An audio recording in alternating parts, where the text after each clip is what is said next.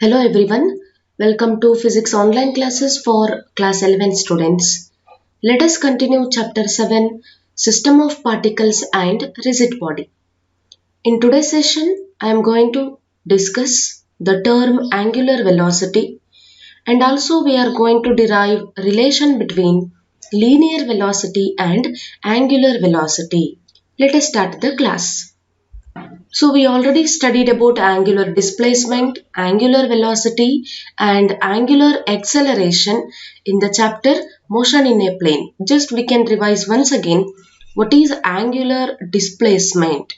So angular displacement is when object is moving in a curved path. Suppose if object is moving from point A to point B, this is center of the circle. So object is moving in a curved path, in a circular path, so that when we join OA and OB, the angle is taken as theta. So this angle is itself, we are going to call it as angular displacement. So angular displacement is the angle described by the particle about the axis of rotation. The angle described by the particle about the axis of rotation is called angular displacement and it is denoted by theta and also it is measured in terms of radian. This is angular displacement. Angular displacement we have to consider only when object has a circular motion, a rotational motion. When object is moving in a curved path, then we have to consider angular displacement. If object is moving in a straight line, then we have to consider linear displacement, right? Then angular velocity. So what is angular velocity? It is a rate of change of angular displacement is called angular velocity. So rate of change of angular displacement, it means we are going to compare angular displacement with the time. So we are going to call it as angular velocity and if it is generally denoted by the symbol omega. Omega equal to d theta divided by dt or simply you can write theta divided by t. D theta divided by dt is small change in angular displacement with respect to small change in time. That gives angular velocity. Angular velocity is denoted by omega. Omega equal to d theta divided by dt. The SI unit of angular velocity is radian per second. You can observe this equation. Theta is angular displacement. It is measured in terms of radian. Time is measured in terms of second. So the SI unit of angular velocity is radian per second. Yes, what is angular velocity? Rate of change of angular displacement is called angular velocity. Then similarly, how to define angular acceleration? Angular acceleration is rate of change of angular velocity and it is denoted by the symbol alpha. Alpha equal to, we can write d omega divided by dt or simply you can write omega by t. That gives angular acceleration. Rate of change of angular velocity is called angular acceleration. Rate of change of angular displacement is called angular velocity. Right? Then, relation between angular velocity and linear velocity. So the relation between angular velocity and linear velocity is given by the equation V equal to R omega. We are going to derive relation between linear and angular velocity. So linear velocity is generally denoted by V. Angular velocity is generally denoted by omega. Linear velocity is related only when the particle is having linear motion. Angular velocity is related to the particle when it has a rotational motion or circular motion. And the equation is given by V equal to R omega. Yes, what is V? V is linear velocity, omega is angular velocity and R is radius because we are going to consider rotational or circular motion. So we need radius. So relation between linear and angular velocity is v equal to r omega. So how this equation came, that we can derive now. Relation between linear velocity and angular velocity, this derivation carries 3 marks in your theory examination. So how to derive relation between linear and angular velocity? So again I am going to consider a system of particle. Let us imagine, so this is a system. This system is fixed to the axis of rotation xy. So what is xy? Xy is axis of rotation and it is fixed or it is passing through the system. So when we applied force externally on the system do not move in a straight line. Instead of that, this system starts to move in a circular path. Now let us imagine this system contains only 3 particles. So to derive the equation, we are going to consider the system contains only 3 particles. So let us consider this is the center of the axis. Let us take it as O. From this center, let us imagine there are 3 particles in the system, right? So the first particle we can take it as P, the second particle is Q, third particle is R. How many particles are there here? 3 particles are present. Let us name them as P, Q and R. And also the first particle distance from the center from O to the first particle P, the distance is, this distance is taken as position vector r1. Similarly, for second particle we can take it as r2. For third particle we can take it as r3. r1, r2, r3. These are position vector of 3 particles p, q, r from the center point O. Right? That means the distance of P is R1, the distance of O to Q is R2, the distance of O to R is R3. So these are generally called as position vectors. Right? So we considered only 3 particles. Now if we applied force on the system externally, if I am going to apply force, what are the changes occurs?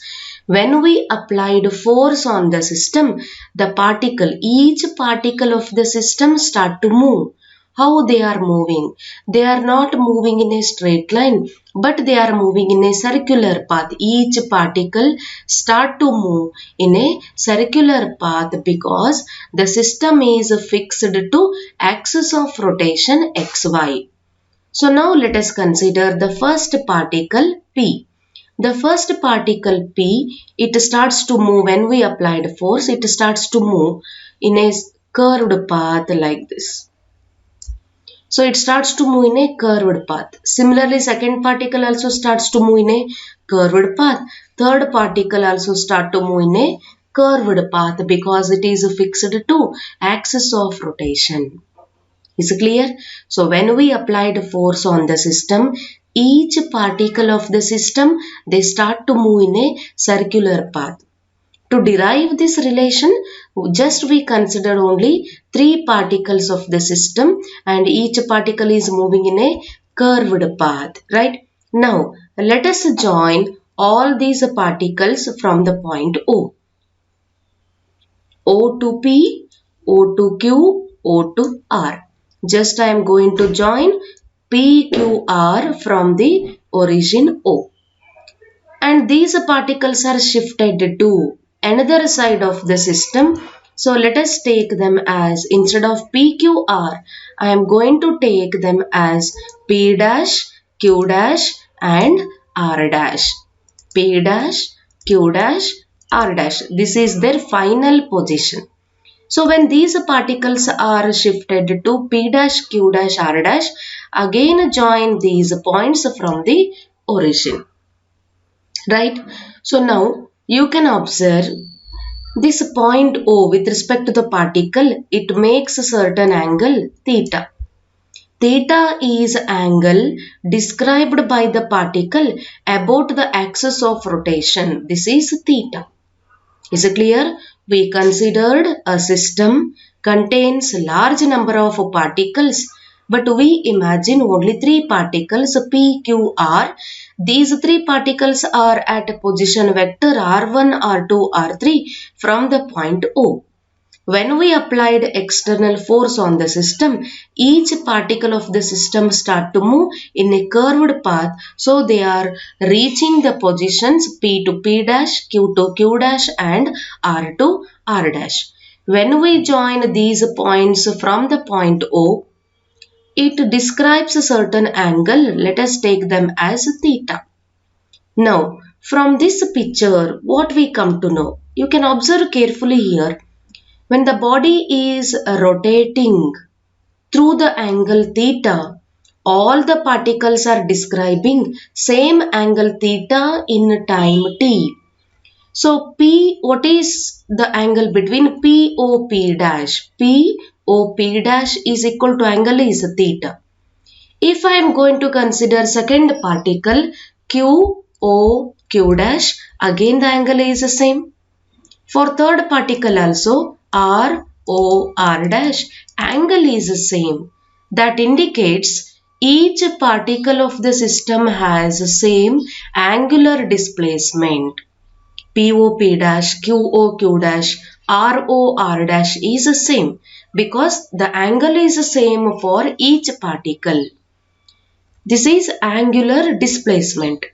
Come to the linear displacement. Linear displacement means from P to P dash, Q to Q dash, R to R dash. Observe this picture. P to P dash, Q to Q dash, R to R dash.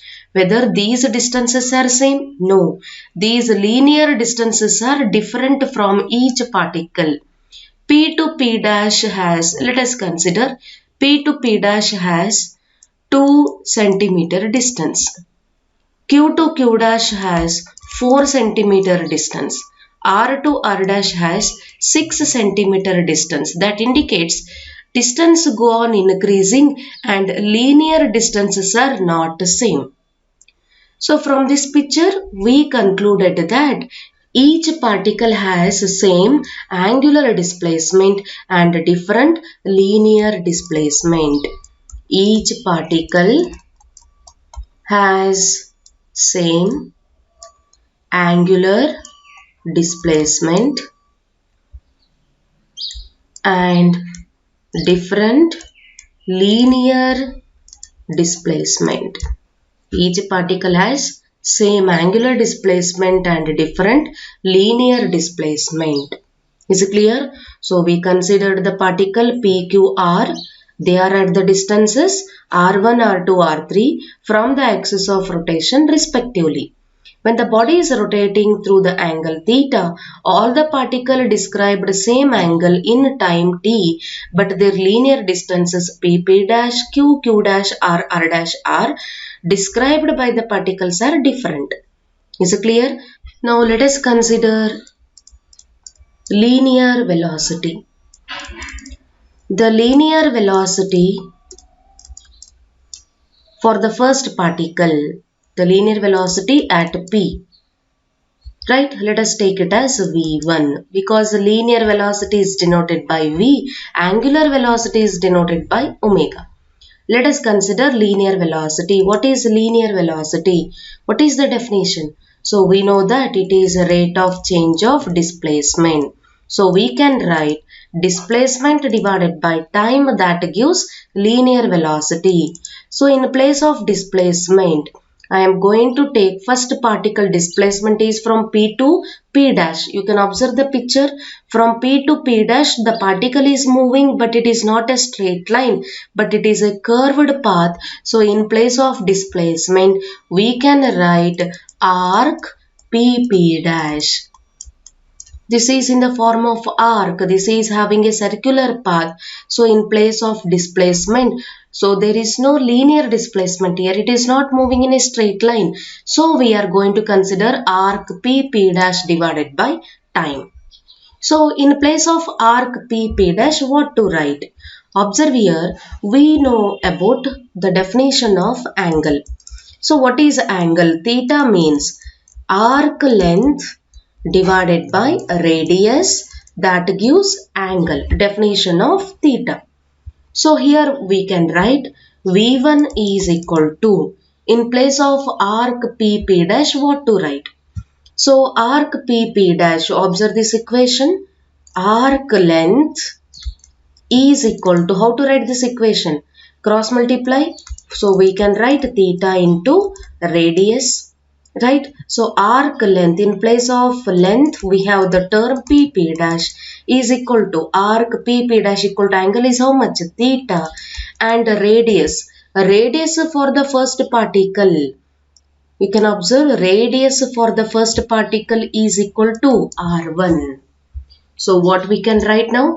Arc PP dash, in place of arc PP dash, we can write angle theta into radius R1 divided by t.